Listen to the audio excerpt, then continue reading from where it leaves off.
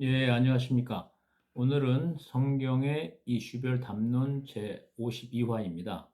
오늘의 주제는 양자역학과 성경 총론편입니다. 양자역학과 성경은 현대 과학과 신학을 융합하여 하나님이 통치 주권을 증명할 수 있는 완전히 판을 흔들 수 있는 최고 수준의 거대 담론입니다. 특히 양자역학의 관찰자 효과, 영어로는 observer effect라고 합니다. 관찰자 효과와 하나님의 전지하심, 우주적 관찰이죠. 하나님의 전지하심의 연결은 현대 물리학의 가장 미스터리한 영역을 신학적으로 완벽하게 풀어낼 수 있는 열쇠입니다. 먼저 양자역학의 검증된 핵심 원리를 알아보겠습니다.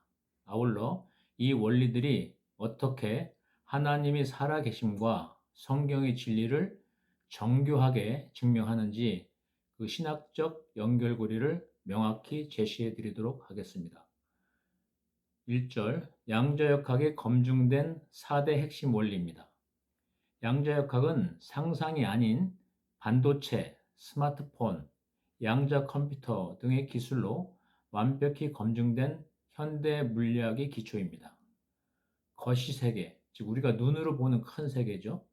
거시세계의 상식으로는 이해하기 힘든 미시세계, 즉 원자 이하의 세계입니다. 미시세계 및 영적 세계에 관한 검증된 독특한 규칙 네 가지는 다음과 같습니다. 첫째는 상호 보완성입니다. 파동과 입자의 이중성입니다. 영어로는 wave particle duality라고 합니다. 빛과 전자와 같은 미시 물질은 고정된 하나의 형태가 아닙니다. 퍼져나가는 파동, 웨이브의 성질과 뭉쳐있는 입자, 파티클의 성질을 동시에 가집니다. 조건과 환경에 따라 이 두 가지 상반된 모습이 상호 보완적으로 나타납니다. 두 번째는 불확정성의 원리입니다. 영어로는 uncertainty principle입니다. 하이젠베르그가 증명한 원리로 미시 입자의 위치와 운동량, 즉 속도를 동시에 정확하게 측정하는 것은 절대 불가능하다는 법칙입니다. 이는 인간의 기술 부족 때문이 아니라 자연계의 근본적 성질 자체가 확률적 가능성으로 열려있기 때문에 위치와 운동량을 동시에 정확하게 측정하는 것은 절대 불가능합니다. 세 번째는 관찰자 효과입니다. 영어로는 observer effect입니다. 미시 입자들을 관찰하기 전에는 어디에나 존재할 수 있는 확률적 파동 상태, 중첩 상태죠. 확률적 파동 상태로 퍼져 있습니다. 하지만 관찰자가 눈을 들어 관찰, 즉 측정하려고 하는 순간 파동이 순식간에 붕괴하면서 구체적인 하나의 입자가 현실로 고정됩니다. 관찰이 존재의 형태를 결정합니다. 네 번째는 양자 얽힘입니다. 영어로는 퀀텀 인탱글먼트라고 합니다. 한 쌍에 얽힌 입자들은 우주 반대편, 아무리 먼 거리의 우주의 반대편에 떨어뜨려 놓아도 한쪽의 상태가 결정되는 순간 빛의 속도를 초월하여, 이게 중요합니다. 빛의 속도를 초월하여 실시간, 즉각적으로 다른 쪽의 상태가 결정됩니다. 시공간을 초월한 비국소적 연결성, 어디든지 퍼져 있다는 거죠. 연결성을 보여주는 현상입니다. 빛의 속도가 초월이 중요한 것이 아인슈타인의 상대성 이론에 의하면은 빛 속도보다 빠른 물질은 이 우리가 살고 있는 우주에 있을 수 없습니다. 그런데 양자역학에서는, 특히 양자 얽힘에서는 빛의 속도를 초월해서 동시적으로 그 상태가 결정되는 것입니다. 2절 양자역학 원리와 하나님, 성경의 관계를 살펴보겠습니다. 이러한 물리학적 발견들은 과거 유물론자들이 주창했던 우주는 정해진 법칙대로만 돌아가는 기계라는 오만과 비진리, 그 자체가 비진리죠. 비진리를 깨뜨리고 성경이 말씀하시는 신비와 하나님의 주권을 완벽하게 증명합니다. 즉 과학과 신학의 대통합 매트릭스입니다. 양자역학의 핵심 원리와 성경적 신학적 의미를 대비해서 보겠습니다. 양자역학의 핵심 원리 첫 번째, 파동 입자 이중성입니다.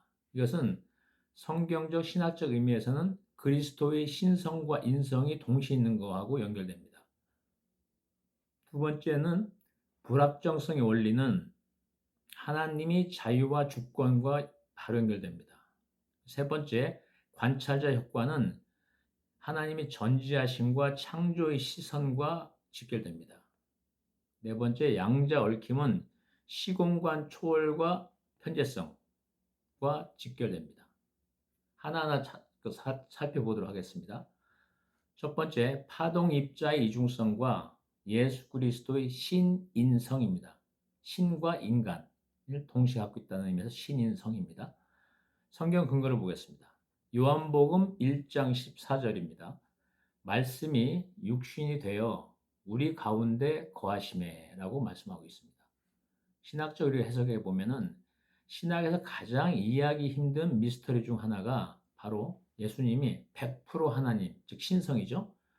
이면서 동시에 100% 인간, 인성인 거죠. 그것을 같이 갖고 있다는 점입니다. 양자역학의 이중성은 하나의 존재가 상황에 따라 완전히 다른 두 가지 본질, 즉 파동과 입자죠. 두 가지 본질로 존재할 수 있음을 물리학적으로 증명해 줌으로써 그리스도의 신인성 교리, 신인성이죠.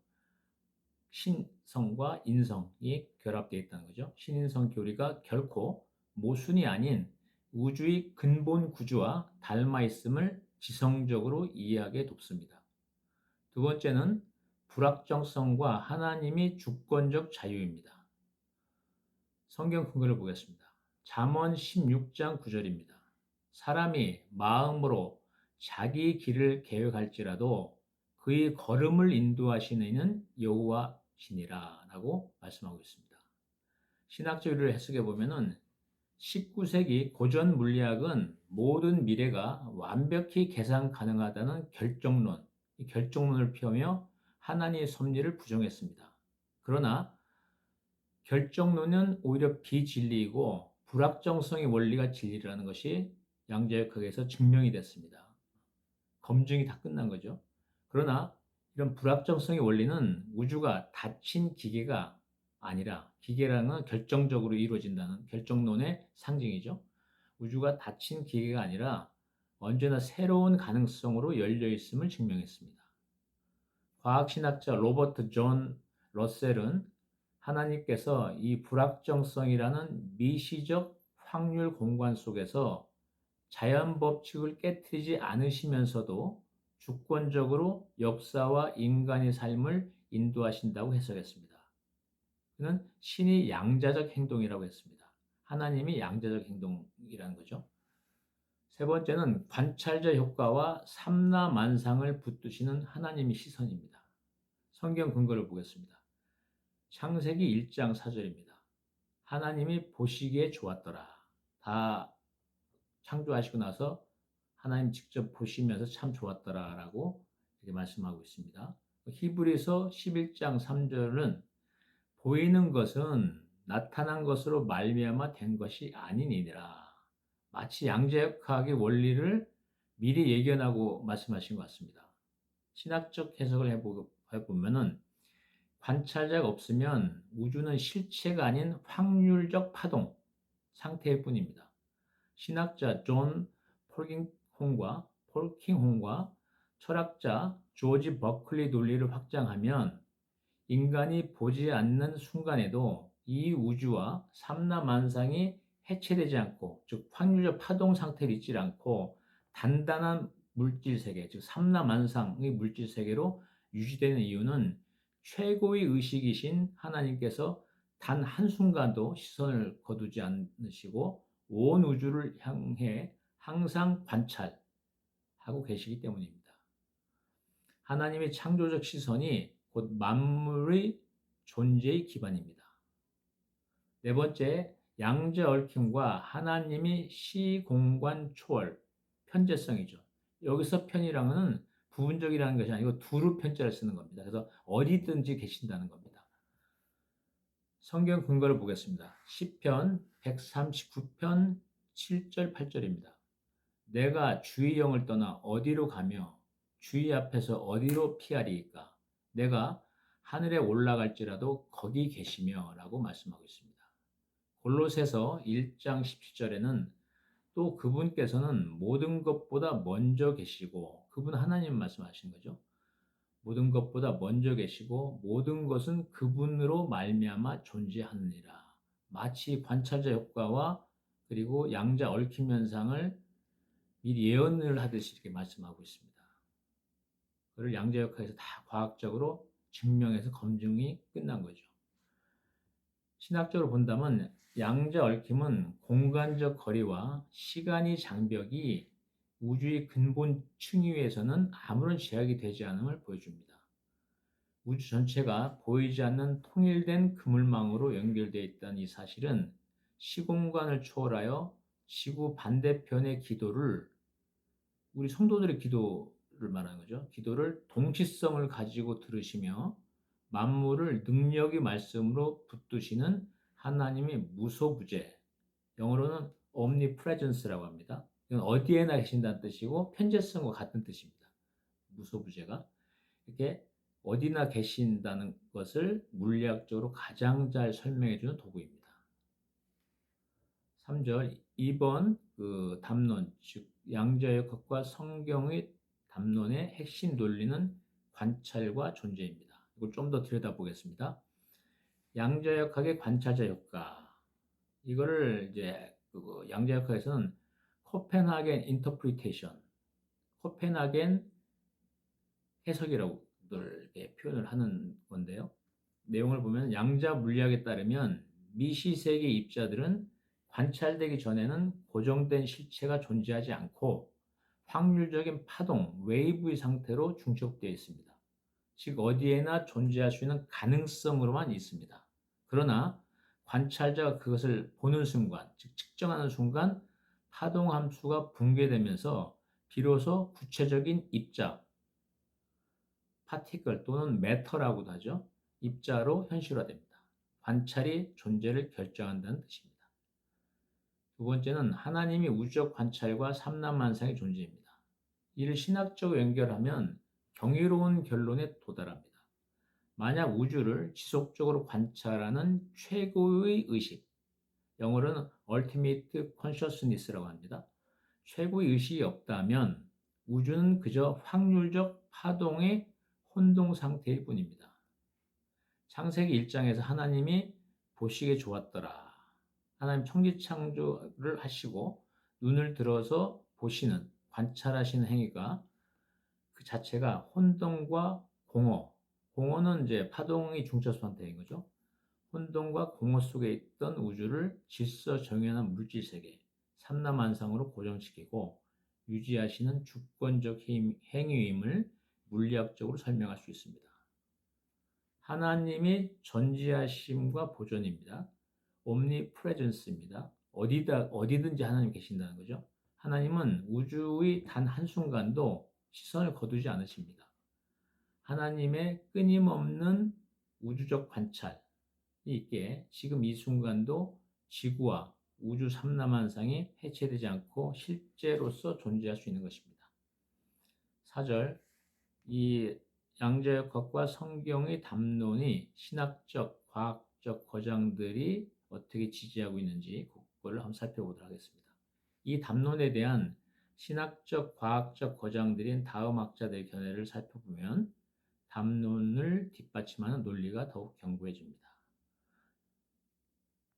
존 폴킹홈, 이분은 세계적인 양자 물리학자이자 성공의 신부였던 그는 양자역학의 불확정성과 우연성이야말로 확률적인 거다 이거죠. 양자역학의 불확정성과 유연성이야말로 하나님이 우주를 기계적으로 묶어두지 않고 자신의 섭리와 뜻이죠. 뜻과 인간의 자유의지가 작동할 수 있도록 열어두신 영적 공간이라고 보았습니다.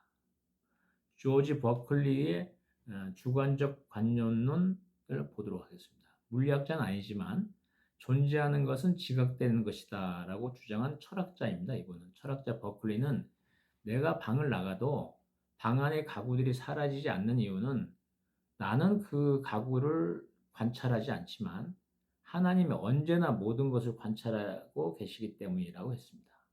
양자역학의 관찰 이론을 미리 예견한 듯한 신학적 통찰입니다.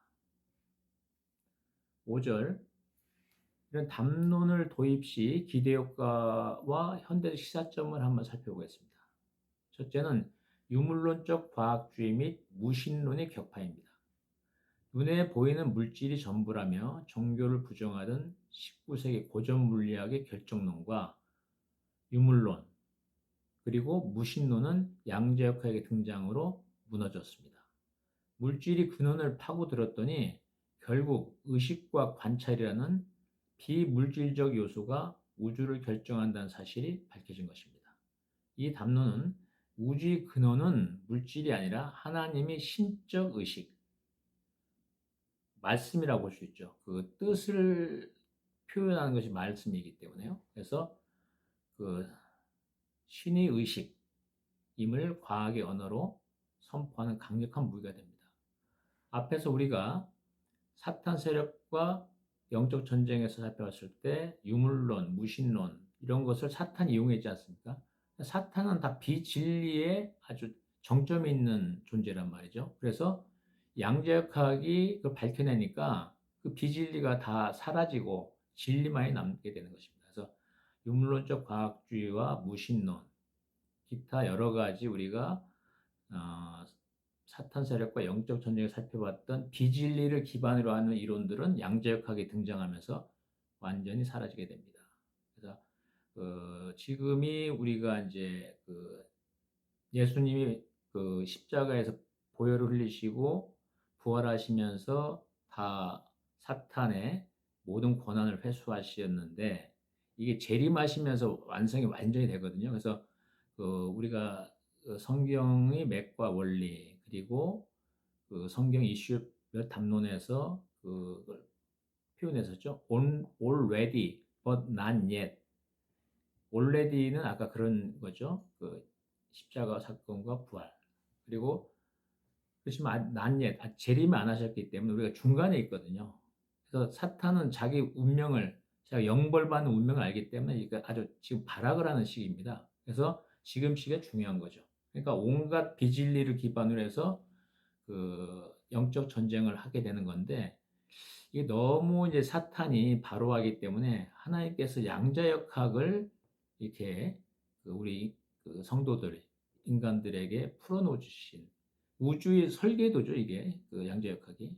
그래서 그 밝혀지는 것이 결국은 진리가 등장함으로써 비진리가 사라지고, 즉 사탄의 세력이 이제 힘을 못 쓰는 거죠. 그렇게 하신 거 아닌가라는 생각이 들 정도로 양자역학이 너무 타임리하게 우리한테 이렇게 다 하나님의 은총으로 오게 돼서 너무나 반가운 마음입니다. 두 번째는 인간의 사명과 참여하는 관찰자입니다. 하나님은 자신의 형상을 닮은 인간에게도 우주를 관찰하고 이름을 붙이는 권한. 창세기 2장 19절에 보면은 하나님이 동물들을 아담 앞에 데려가서 이름을 짓게 하고 아담이 지은 이름대로 그 동물의 이름이 확정됐다라는 기록이 있습니다. 그래서 아담의 동물 이름 짓기인데요. 이러한 명령권을 주셨습니다. 인간의 관찰과 선택 역시 양자역학적으로 미래의 현실을 창조한 통로가 됩니다. 따라서 리더가 어떤 믿음과 비전의 눈으로 세상을 관찰하고 판을 짜느냐에 따라 가치와 현실이 창조된다는 리더십 담론으로 확장할 수가 있습니다. 6절은 더욱 심오한 물리학적 현상의 신학적 연계성을 분석해 보겠습니다. 첫째가 양자 얽힘과 하나님의 유기적 통치입니다. 양자 얽힘은 두 입자가 아무리 멀리 떨어져 있어도 우주의 완전 반대편에 있어도 빛의 속도를 초월하여, 빛의 속도 빠르게라는 뜻이죠. 빛의 속도를 초월하여 실시간으로 서로 연결되어 상태가 결정된 현상입니다. 아인슈타인은 그걸 상대성 이론에 의해서 우주 내에서는 빛보다 빠른 존재가 있을 수 없다. 이렇게 아주 자기의 그 주장을 강하게 했었고 했는데 그것이 깨지는 거 아니겠습니까? 그러니까 아인슈타인은 이를 유령 같은 원격 작용이라며 부정하려 했으나 현대 물리학은 이것이 우주의 본질임을 과학적으로 검증을 마치고 증명을 했습니다. 성경 근거를 보겠습니다. 골로새서 1장 17절입니다. 그분께서는 모든 것보다 먼저 계시고 모든 것은 그분으로 말미암아 존재하느니라. 히브리서 1장 3절은 자신의 권능의 말씀으로 모든 것을 떠받치시는 이 하느님이죠. 떠받치는 이 아들께서는 친히 우리 죄들을 정결하게 하신 뒤에 높은 곳에 계신 존엄하신 분 하나님의 오른편에 앉으셨느니라. 여기서는 이제 하나님의 권능의 말씀으로 모든 것 삼라만상을 떠받치신다 하는 것이 이제 주 포인트가 되겠죠. 신학적으로 본다면은 고전 물리학은 우주를 독립된 파편들의 집합으로 보았지만 양자 얽힘은 우주 전체가 하나의 거대한 유기적 그물망처럼 긴밀하게 연결되어 있음을 보여줍니다. 이는 하나님의 능력과 말씀이 시공간의 제약을 받지 않고 우주 만물을 동시에 붙들고 계시며 상호작용하시는 편재성, omnipresence, 하나님께서 모든 것이 존재한다는 뜻이고요. 여기서 편자 한자의 편재성은 국소적이라는 그 편이 아니고 오히려 반대로 두루 널리 퍼져 있다는 편자입니다. 편재성과 초월적 통치 물리학적 증거가 됩니다. 신학자 존 폴킹혼을 아까 살펴봤죠. 세계적 신학자인 존 폴킹혼은 그에 져서 물리학자가 말하는 신학입니다. 이분이 물리학자거든요. 그리고 성공의 신부이기도 하고요. 양자 얽힘이 보여주는 우주의 전체론적, 홀리스틱이죠. 전체론적 특성을 강조했습니다. 그는 우주가 환원주의적 기계가 아니라 전체가 하나로 얽혀 있는 구조인 이유가 삼위일체 하나님의 본질인 관계성과 연합이 피조 세계의 가장 깊은 미시 세계 속에 투영되어 있기 때문이라고 해석했습니다. 두 번째는 하이젠베르그의 불확정성 원리와 하나님의 주권적 자유입니다. 고전 물리학은 원인의 위치와 속도를 알면 미래를 100% 예측할 수 있다는 결정론을 주장했습니다. 이 결정론 영향을 받은 것이 유물론이죠. 그러나 하이젠베르크의 불확정성 원리는 미시세계의 입자의 위치와 운동량을 동시에 정확하게 측정하는 것은 불가능하며 절대 불가능한 것이죠. 자연계의 근본은 확률과 가능성으로 가득 차 있음을 밝혀냈습니다. 절대 불가능하다는 것이 과학적으로 검증돼서 증명이 완료된 것입니다. 성경 근거를 보겠습니다. 잠언 16장 9절입니다. 사람이 마음대로 자기 길을 계획할지라도 그의 걸음을 인도하시는 여호와시니라. 이사야서 55장 9절에는 이는 하늘이 땅보다 높음 같이 내 길은 너희 길보다 높으며 내 생각은 너희 생각보다 높음이니라 라고 말씀하고 계십니다. 신학적으로 본다면은 불확정성은 우주가 닫힌 기계가 아니라 새로운 가능성을 향해 언제나 열려있는 체제, 오픈 시스템임을 뜻합니다. 즉 인간의 지성과 과학이 우주의 미래를 완벽하게 계산해내어 하나님의 자리를 대체하려는 오만을 꺾어버린 사건입니다. 양자역학은 우리에게 우주의 궁극적인 결정권은 오직 하나님이 자유로운 주권, 확률적으로 존재하는데 하나님이 그 주권적인 자유가 있으신 거죠. 그렇기 때문에 역으로 하나님이 자유로운 주권과 섭리에 하나님 뜻에 있음을 보여줍니다. 신학자 로버트 존 러셀인데 이분은 신학자면서 물리학자입니다.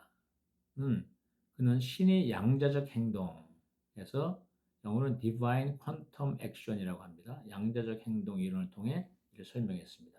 그는 하나님께서 우주의 자연 법칙을 깨트리는 거친 기적을 행하시는 것이 아니라 불확정성의 원리가 작동하는 BC 세계의 확률적 공간 속에서 미세하게 역사하심으로써 자연스럽게 거시 세계의 역사와 인간의 삶을 인도하신다고 보았습니다. 과학의 법칙을 보존하시면서 주권적으로 통치하시는 신비 메커니즘을 양자역학이 증명해서 열어준 것입니다. 세 번째는 다중세계 해석, 영어는 Many Worlds Interpretation입니다. 다중세계 해석과 하나님의 영원성입니다. 양자역학 해석 중 하나인 다중세계 해석은 관찰자가 측정할 때마다 우주가 가능한 확률의 수만큼 갈라진다는 이론입니다. 확률이 엄청나게 많잖아요. 그러니까 확률 하나하나별로 갈라진다는 것이죠. 그런 세계, 갈라진 세계가 있다는 것입니다. 비록 공상과학처럼 들릴 수 있지만 물리학에서는 매우 진지하게 다뤄지는 가설입니다. 성경 근거를 보겠습니다. 에베소서 1장 4절입니다. 곧 우리가 사랑 안에서 자신 앞에 거룩하고 흠이 없게 하시려고 세상의 창조죠. 세상의 창건 이전에 그분 안에서 우리를 택하셨으며 라고 말씀하고 계십니다. 시편 90편 4절은 주의 목전에서 천년이 지나간 어제 같으며 밤이 한순간 같을 뿐입니다 라고 말씀하고 있습니다. 신학적으로 보면 인간은 시간이 선상에서 단 하나의 현실만을 경험하고 살아갑니다. 왜냐하면 확률적으로 쪼개질 때 어느 확률에 딱 속해 있기 때문에 그 시간대 속에서 움직여서 다른 시간대, 다른 확률의 세계를 볼 수가 없거든요. 그러나 시공간을 초월해 계신 하나님께서는 인간이 마주하는 모든 선택의 가능성, 과거와 현재와 미래의 모든 확률적 세계가 단 한순간에 스크린처럼 펼쳐져 있습니다. 즉 영원한 현재라고 말씀드렸잖아요. 즉 다중세계 해석이 논하는 무한한 가능성의 스펙트럼은 시간이 지배를 받지 않으시고 모든 시간과 가능성 위에 군림하시는 하나님의 영원성, 이터너티죠. 영원성과 전지하심을 상상할 수 있도록 돕는 훌륭한 비유가 됩니다. 신학자 알반 맥그라스의 견해를 보겠습니다. 이분은 기독교 철학자이자 신학자입니다. 그는 정교한 우주라는 그의 책에서 현대 물리학의 거대한 스케일과 다중적 성격에 대해서 언급하며 그것이 신의 존재를 부정하는 것이 아니라 오히려 신이 지성적 광대함을 스포트라이트처럼 비춰준다고 말했습니다. 인간의 뇌로는 담을 수 없는 우주의 무한한 차원과 확률 구조야말로 인간이 인식을 아득하게 초월하는 창조주 하나님의 무한한 지혜의 반영이라는 것입니다. 네 번째는 진공의 양자요동과 무로부터의 창조입니다. 진공의 양자요동을 영어로는 퀀텀 플럭추에이션이라고 합니다. 고전 물리학에서 진공, 백큐이죠. 진공은 아무것도 없는 완전히 빈 공간이었습니다.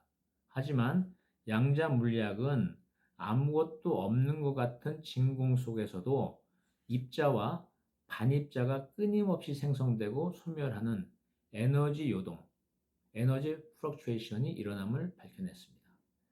우주 역시 이러한 진공의 요동 속에서 시작되었다는 것이 현대 과학의 우주론입니다. 성경 근거를 보겠습니다. 창세기 1장 1절과 2절입니다.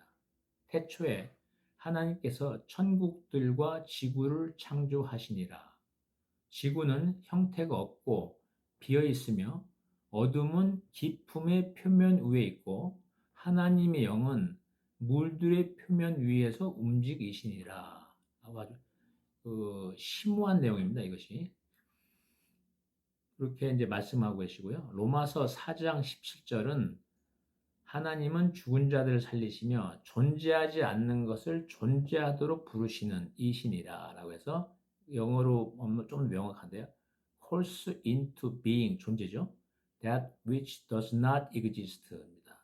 존재하지 않는 것을 존재하도록 부르시는, 관찰하심으로써 중첩 상태 존재하지 않았던 것을 삼라만성을 존재케 하시거든요.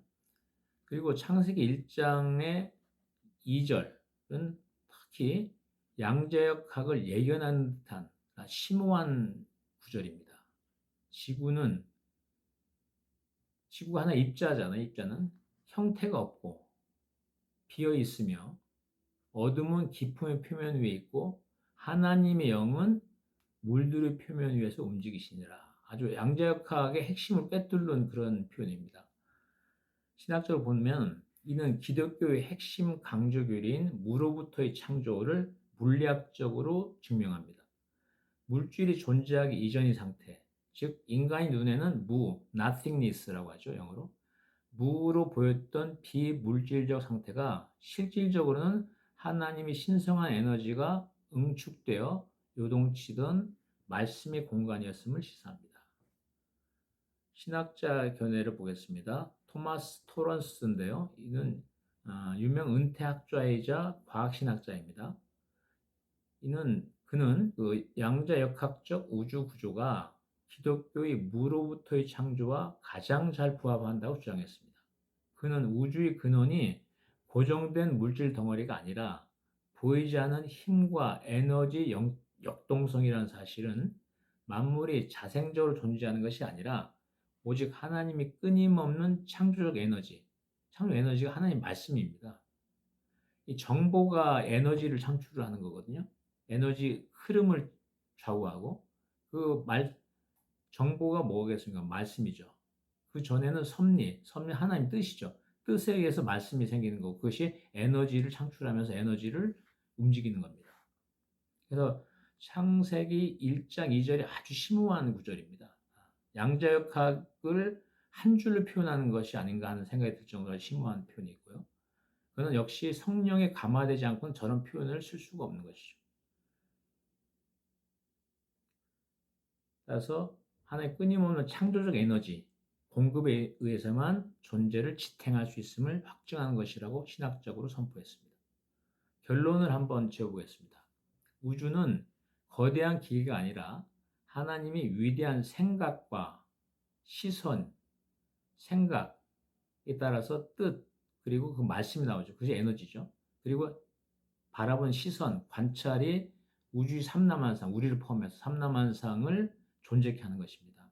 그래서 그 고전 물리학이 말하는 우주를 기계로 봤던 것은 전혀 아니라는 거죠. 우주는 거대한 기계가 아니라 하나님의 위대한 생각과 시선이 머무는 영적 무대입니다. 양자역학을 깊이 파고들수록 도달하는 결론은 물질의 근원이 결국 비물질적인 의식과 관계되어 있다는 점입니다. 이는 우주의 근본이 하나의 말씀, word 또는 로고스, 말씀이라는 성경의 선포와 정확히 일치합니다. 사탄 세력의 글로벌리즘에 대항하는 글로벌 전자무역 등 절대 진리 수호 플랫폼은 그 구축과 운영의 기초 위에 대전환의 사역으로 비진리 세계에서 진리 세계 양자역학에서 발견되고 증명된 검증 완료된 이론을 기초로 해서 이런 대전환의 사역으로 이런 양자역학의 최고의 지성적 담론을 결합하여 현대 유물론적, 무신론적 장벽, 사탄 세력이 쳐놓은 것이죠. 비진리에 근거해서 하는 것입니다.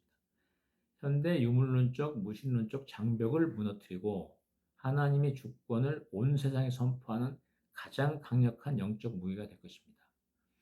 요한계시록에 보면은 매매를 못하게 하는 그들 세력의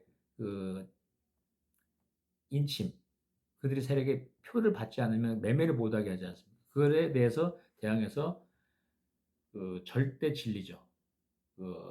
매매가 이루어져야 되기 때문에 우리 의회 성도들 사이에 또는 그런 국가다 민족들 사이에서 글로벌 전자무역이 중요한 것이고 이러한 글로벌 전자무역 등 절대 진리 수호 플랫폼은 양자역학적 진리에 기반을 해서 구축되고 운영될 것입니다.